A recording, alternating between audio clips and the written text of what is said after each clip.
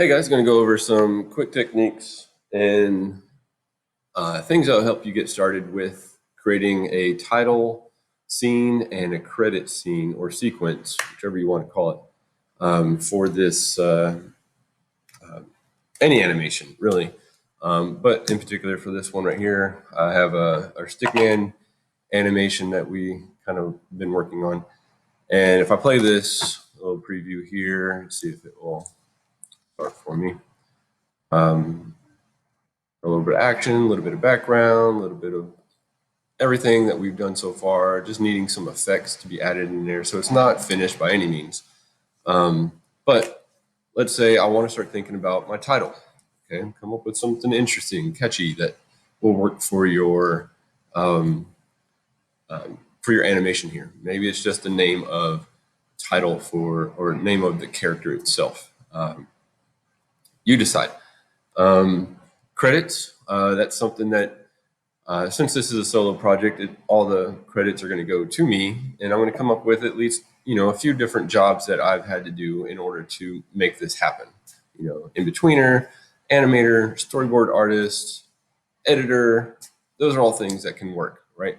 You can get goofy and funny with some extra ones, stunt double, whatever you want. You can throw in there just to make it a little bit more interesting. Because as we all know, there's not many interesting credits sequences that really do grab your attention. The last one I can think of that I really wanted to watch was Into the Spider-Verse. That whole credit sequence is pretty cool and pretty funny, and pretty cool to watch actually. So here's what I'm going to go through right now. I'm going to first get into scenes. We're going to talk about scenes, and your scenes are here. You also have a scene button here. Now this lets you toggle between different scenes. I only have one, so that's all that's there. This one over here is one that you can click on and add a scene or delete a scene, duplicate a scene, and so on. And I can also rename them right here. If you don't see this for whatever reason, you can click up here on Window and make sure that scene is checked, and this little window will pop up. So click on that. And I want to add two scenes. I'm going to add a title sequence, and I'm going to add a credit. So add two scenes there. And I'm going to double click on this and call this my title. And double click on the second one, call this my credits.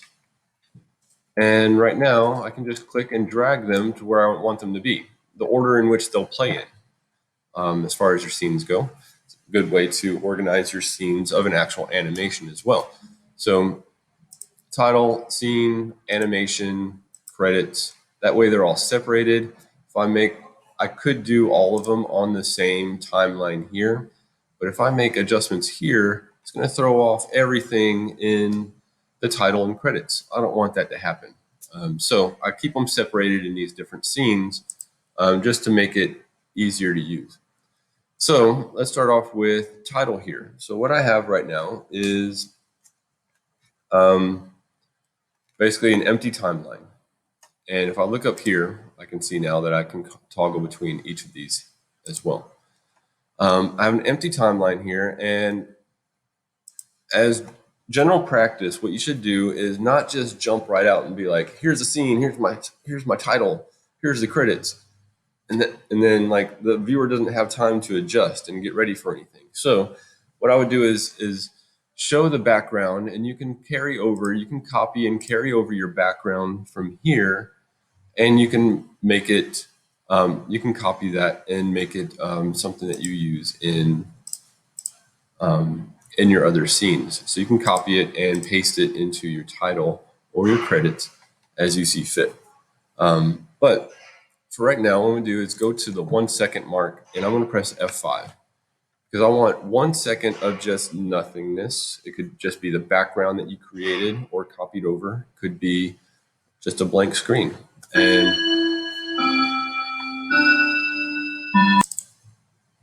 sorry about that. Just pause that through that most annoying and ill-timed bell. So 1 second of just nothingness, right? And then I'm going to have so many seconds of what my title is going to be, how long it appears on here. And then I'm going to have like another second of just nothingness. Okay, so I have my 1 second of nothing right here. There's nothing, it's hollow, little frame right there. See, it's just an empty circle. Means there's nothing there. I'm going to go here and I'm going to press F6 because this is where I do want to start putting something. And to start off, I'm going to just create something because we haven't used it or talked about it much, is the text tool. And so when I click on text tool, you'll notice that my properties change over here. And I can drag something out. And I want to, oh, I saw my color is a little adjusted, so I'm going to crank that up to full color there. I'm going to just give this a name. Let's say my character's name is Wallace. So I'm going to go Wallace. Exclamation. That's going to be the title of my animation here. It's just Wallace, right? It's just going to be named after the character of my animation. So there I have it. And now I have this thing I can move around, and it's right here on my 1 second mark. So if I go earlier, it's gone. It'll show up here. Well, it's awfully abrupt for it just to like, boom, Wallace. And then, you know, I want that to be there at least a few seconds. Anything that you have written on in your animation or any kind of sequence that you create should be able to be read 3 times comfortably. Okay, so keep that in mind. Wallace, Wallace, Wallace, right? That's about 3 seconds. So I'm going to leave that there for, I'm going to go to the 3 second mark and say F6 again. So now I have Wallace there for 3 seconds. Nothing, boom, Wallace, and then there we go. So that's not very interesting. And then what I would have then is 3 seconds of just nothingness or just nothing else happening. Not 3 seconds, sorry, 1 more second of just nothing happening after that. So if I add it back here, what I actually do is just leave it there, leave it resting there for 3 seconds. So you can read it, and then I'm going to leave it there for 3 seconds or for another second or so. Okay, just kind of an ease out. I can add that. I can add a different effect there also if I want to later on. So that's nothing very interesting with that. We need to get into what we can do with some presets or something simple we can do with a motion tween or something like that, just to add some animation to it because this is animation. So let's look at this here. Over here, I have motion presets. Again, if you don't see this here, look up in your window and you should be able to find a place where you can find motion presets. And you can click on it there and it pops it out. So now I have a whole set of motion presets under default presets right here. And so I can see bounce in, bounce out, bounce smooth, flying from the bottom, and so on. I got all of these different effects that you can possibly do for that are already pre-made for you. So let's say something like this, right? Says in order to use that, you need to select an object on your stage. What do I want to apply this preset to? So I'm going to click on my object here. There we go. Go to the preset and apply. It wants to create a movie clip. In order to tween it, you want to convert it. Yes. So I'm going to click OK. So now, got it spinning around there for me, right? But notice what happens. It just like does it one time. If I want that to be shorter, I can take that and drag it shorter, and it spins faster, right? But notice what it doesn't do. It doesn't spin back around the other way. Now it's just kind of stuck, and then it flips all of a sudden. So I'm going to do right here, I'm going to clear that keyframe.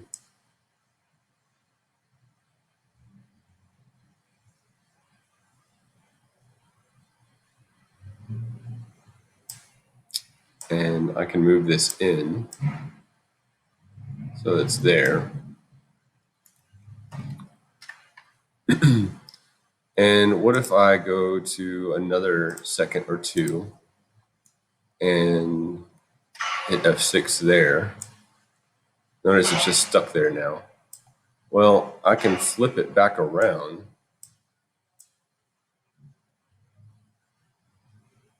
Wallace, and then it flips, just kind of stays there, which is kind of odd. So maybe this isn't going to be the best option for, if you're left reading it backwards, then that's just weird. So maybe that's not the best option for this particular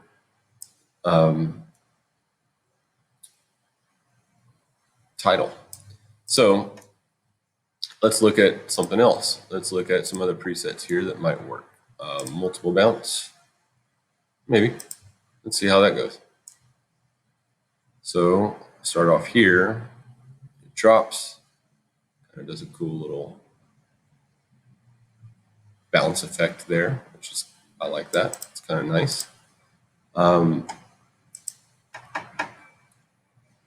Now, something else I can do to kind of help ease it in even more. So that's one thing you can do. And you can add multiple effects to this. So that's one preset. And so what I would then do here is leave that resting at its final point. Boom, boom, boom. Not rest. It's not doing anything. It's not animating.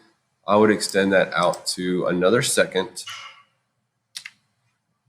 of just nothing, right? So I have an ease in, my object shows up, and then it bounces and then rests there. All right, so to get past this point right here, where it's just boom, I could do that several different ways. I can approach that by moving this up higher. So then it's not as weird that it just appears because it drops from above. There's Wallace, boom. So now look what happens because I stretched it out. Now I have it squashing too soon. It needs to be down here. So let's think about that, how we applied this for this particular preset here. A good starting point for this would have been moving this up above and then applying that preset to the object. And what I can do here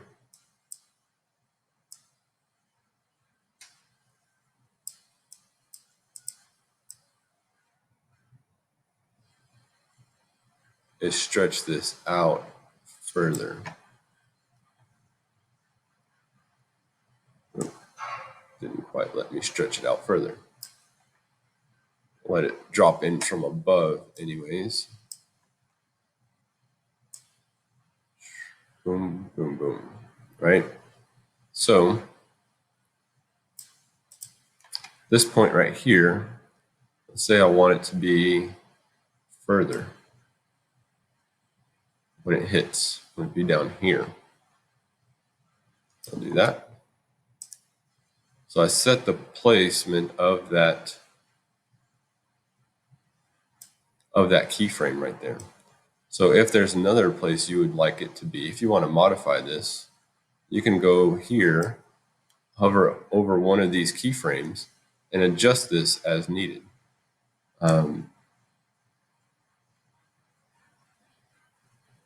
Or if you wanted more squash effect, like right here, then you can adjust and do that. But see how you can ease it in a little bit. So I'm left with nothing. Then this drops in. Boom. It's Wallace. And then I would add in an extra second of nothing. So you have your eyes rest there. There's no motion, nothing happening. And then just let it rest for another second. Okay. So that's one thing you can do. Let me back out of that. If you want something a little bit more subtle, you can do that as well. I have gone back to this. So boom, boom, it's there for 3 seconds. What if I apply a a motion tween to it right now. There's no motion added to it. What if my animation is something other than motion? For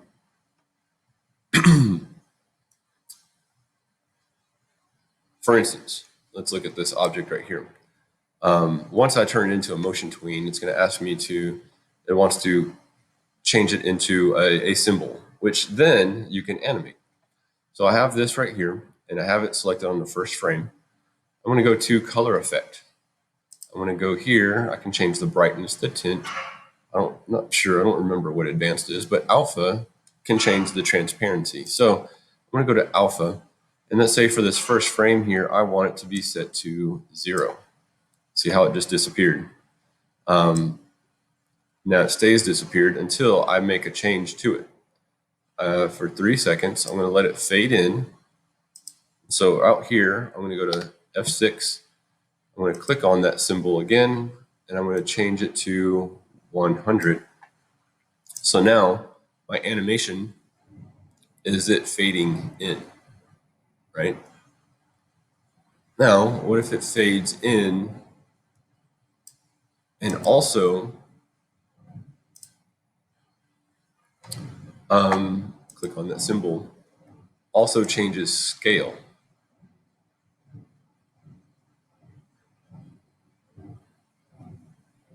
So position and size is what I'm adjusting right now. So there I go, it's really small. And now it scales up larger. Well, what if that's not large enough? What if I want it to be even bigger? I'm going to go to that last frame, click on the symbol, and these are linked. So when I adjust this, we'll make it big. So now, that's good. There we go. I want it to stretch out again and rest there for another second past that point. So I can read it. So I've got plenty of time for it to be read on the way up and time for it to rest at the end. Pretty simple concept there. All right, so just some options. You can combine both this technique with the color effect and changing the alpha, along with extra motions and movements. So let's take a look at credits. Again, I'm going to do the same thing. Skip about a second, and then think about how do I want some credits to show. I'm going to go F6 here. I'm going to say for this, cast. Wallace is played by, surprise, surprise, surprise, Wallace. I'd rather it be like this and play out like an actual movie. I'm going to select everything here. And because I'm in my text tool, I have different settings here as well. Size can be adjusted, color can be adjusted, placement can be adjusted as well. So lots and lots of options and lots of things that you can play around with here. So here I have cast, leave a little gap, and let's just say this is my cast. I don't have a lot going on in my animation. I don't have other characters. So let's do something like this. Start with it down here. And let's get into a preset here. Let's do this text scroll. This looks pretty familiar. If you're, I'm going to click OK on this. Star Wars type person. Let that scroll up. But look, it just stops there. Well, that's goofy. Why would it do that? You can take control of that and move it on past your screen. So, but look how fast it goes now. That's a lot. Oh my gosh, I can't read it. So take that and slide this out further, stretch it out. Remember, you need to be able to read things at least 3 times comfortably as it's going through. So there you go. That works out pretty good. But if I want it to be even more subtle than that, I can still go to it and apply color effect or brightness. Let's go with brightness right now. It's not very bright. So let's go out to the last frame here. And, oh, I lost it. Click on that. Make it super bright. And you can see how it kind of fades now. Different effects that you can do. So just an option there, something that makes it a little bit more interesting. If you don't want to do that, if you want to do a simple scrolling background or tween, that's fine too. Let's remove this and let's just do something simple, a 3-second. Move it on this last frame. I'm going to hold shift and shift it straight up and do a simple classic tween between them. And then it does that, right? Just make sure that you can read it and it's comfortable to read.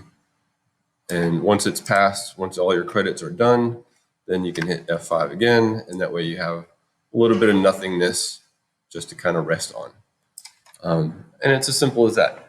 Play around with different ways that you know how to tween. How you can add some presets into this, how you can add some different effects. So that's pretty much it. I know this was a lot, but we've covered a lot. We've covered different scenes, we've covered different animations, different presets, concepts of easing in and easing out on your timeline when it comes to reading things. So a lot was covered here. You're going to have, some time to work on these and get this all figured out. If you don't want to use presets like text tool, then you can hand draw things and you can turn your hand drawn objects into symbols and then you can animate those just the same as what we did here. So I was just covering text tool because that's something that hadn't been covered yet. So there you have it. That's pretty much it for now. So till next time, guys.